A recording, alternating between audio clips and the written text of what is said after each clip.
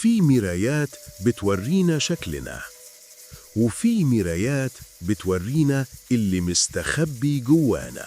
كنت لسه خارج من الحمام، المراية كلها بخار، فمديت إيدي بمنديل عشان أمسحها.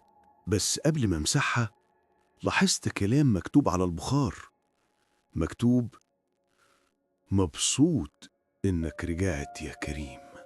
قلبي وقع. مين اللي كتبها؟ أنا ساكن لوحدي. مسحت بسرعة وقلت أكيد تخيلت. بعد دقيقة البخار رجع تاني، بس المرة دي مكتوب: بس المرة دي ما تخرجش تاني. بصيت في المراية، لقيت انعكاسي بيبتسم وأنا لأ. من يومها كل ما يبص في أي مراية انعكاسه بيبدأ يتحرك قبله بثانية.